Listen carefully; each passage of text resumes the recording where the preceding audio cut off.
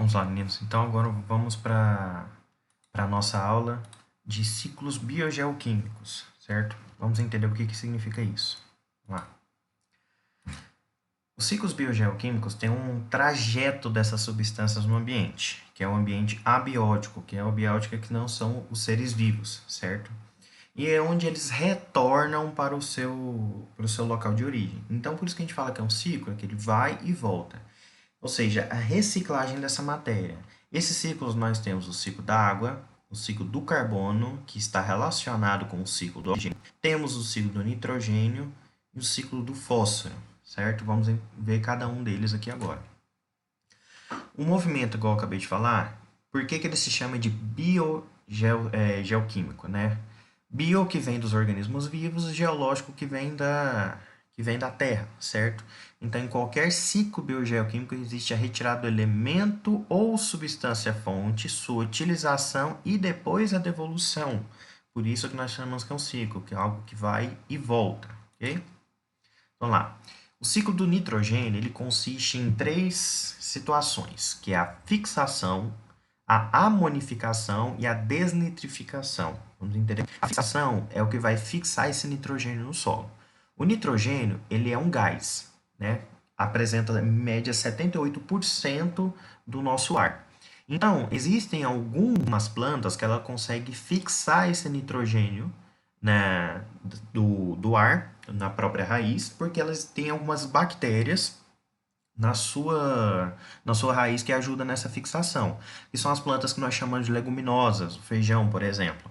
Então, eles mesmos conseguem fazer essa fixação. Então, eles conseguem assimilar esse nitrogênio do ar. Nós, seres humanos, não conseguimos assimilar esse nitrogênio do ar, mesmo através da nossa respiração. A gente precisa, para pegar esse nitrogênio, a gente precisa da alimentação.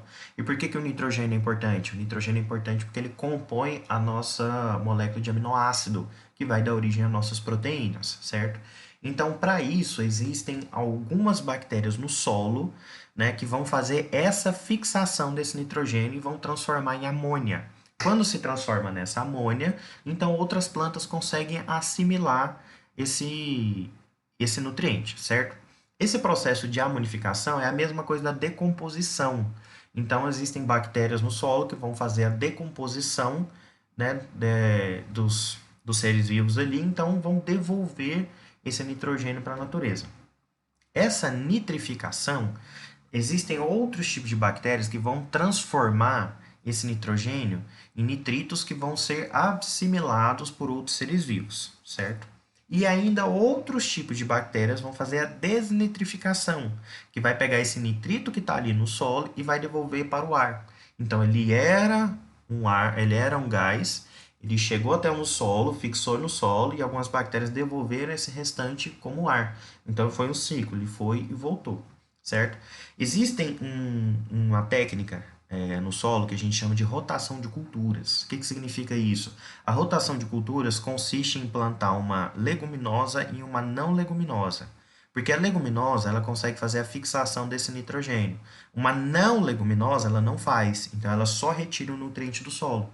Então, para não ficar um solo pobre em nutrientes, a gente faz esse ciclo, essa rotação de cultura, que é para sempre tenha nutriente no solo, porque se um solo pobre em nutrientes, ele é um solo que não é próprio para plantio. E o tempo geológico ele é muito grande. Então, o solo conseguiria se recuperar e devolver nutrientes, desculpa, devolver nutrientes para o solo. Mas isso demoraria muito tempo, certo? Então, lá, o ciclo aqui. O nitrogênio está aqui na atmosfera. Existe a fixação. Essa fixação é feita por algumas plantas, que nós chamamos de leguminosas, e por algumas bactérias que têm ali no solo. E então vira depósitos de amônia, e assim então alguns seres vivos conseguem assimilar, certo? Ainda assim, tem outros tipos de bactéria que nós chamamos de bactérias nitrificantes, que ela realiza um processo de nitrificação. Elas vão pegar essa amônia, vai transformar em nitrito, outras bactérias transformam em nitrato, e então ela é assimilado por outros seres vivos e plantas, certo? Esse excesso desse nitrato que fica aqui, outras bactérias chamadas de desnitrificantes vão retirar esse nitrato aqui do solo e vão devolver como uma forma de um gás. Então ele foi e voltou, por isso que é chamado de um ciclo, certo? E a decomposição também devolve esse nutriente para a terra. Então, ela era um gás, passou pelas assimilações e nitrificações no solo, desnitrificou e devolveu o gás de novo para a atmosfera. Ok? Vamos lá. O ciclo da água. O ciclo da água consiste em duas etapas: o ciclo curto e o ciclo longo. Ok? Esse ciclo curto, também chamado de ciclo pequeno, vem da evaporação da água dos mares e dos rios. Essa água evapora, aumenta a umidade do ar, sobe até as camadas mais altas, assim um pouco da atmosfera. Então, realiza-se o processo de condensação, que ela é um gás, está se transformando nas nuvens, e então realiza a precipitação, que é a chuva, e devolve essa água para o solo, ok? Esse ciclo longo vem a participação dos seres vivos, que aqui consiste em que? Na transpiração e respiração, fezes e urina.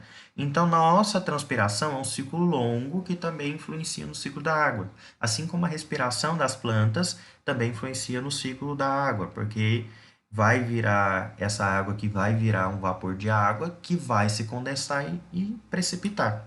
Que é aqui, ó. Nesse caso aqui, nós temos aqui a evaporação de oceanos, lagos e rios e condensou e forma as nuvens, certo? E a precipitação, então esse é o ciclo curto.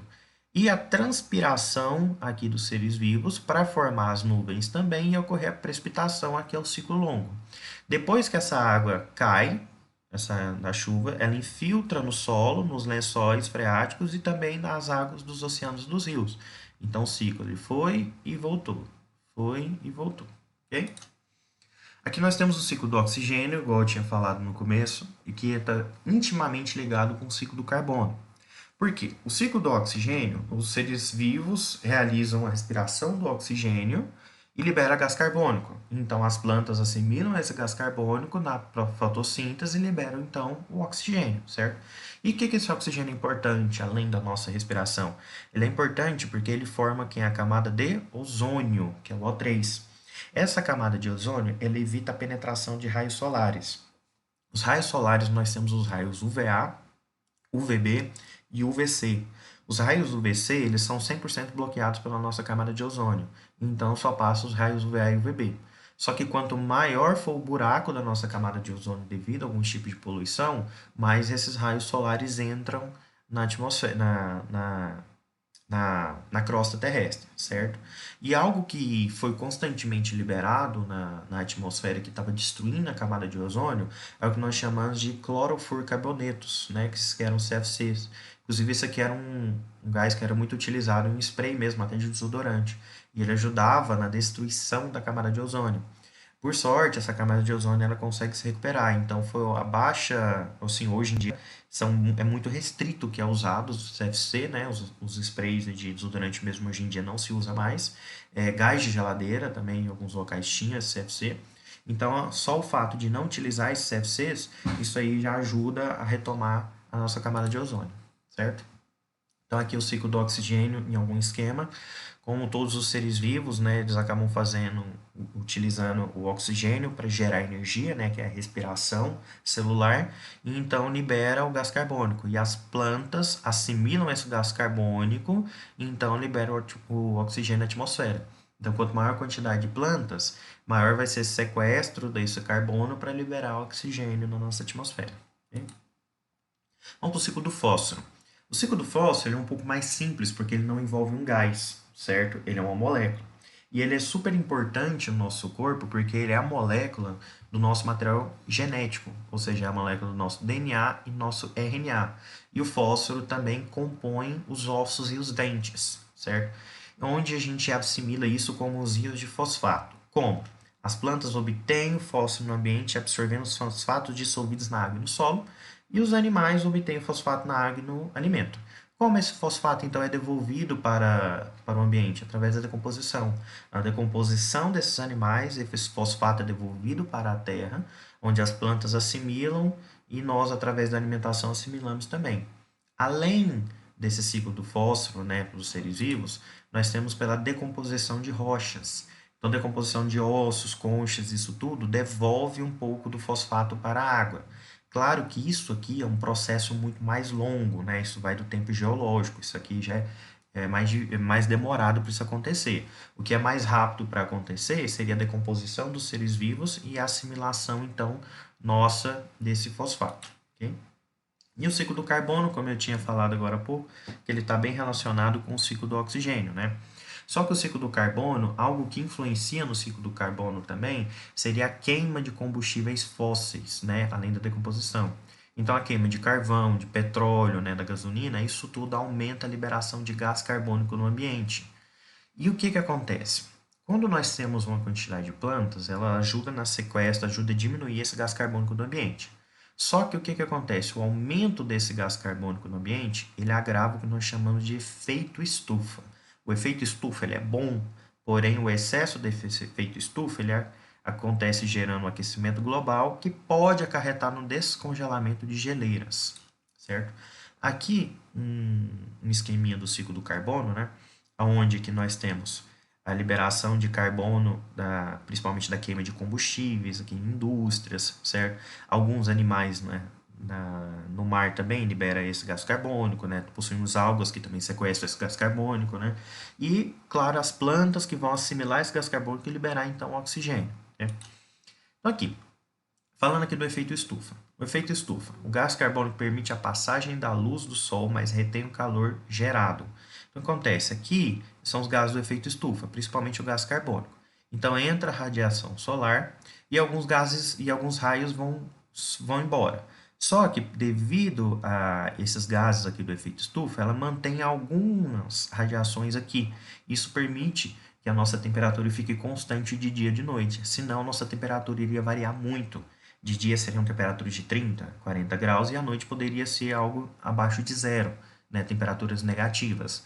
Então, esse efeito estufa ele ajuda a manter essa temperatura na Terra. Só que com o excesso desse gás carbônico, mais raios solares acabam ficando presos aqui na atmosfera e na litosfera. E com isso vai provocando um aumento ainda na nossa temperatura e forma então um aquecimento global, que pode ser responsável por descongelar então das calotas polares. Então, assim, o efeito estufa ele é importante para manter essa temperatura. Só que esse excesso desse gás carbônico, ele aumenta o efeito estufa, que vai aumentar consideravelmente o aquecimento global, né, que aumenta a temperatura média do planeta. Por isso que é importante ter preservações de áreas verdes, né, preservações de áreas permanentes, para poder ajudar a diminuição desse gás carbônico na atmosfera, para diminuir o efeito estufa, que consequentemente diminui o aquecimento global. Ok? Então, essa foi nossa aula então de ciclos biogeoquímicos. Eu vou estar lançando lá no nosso portal também as atividades, ok?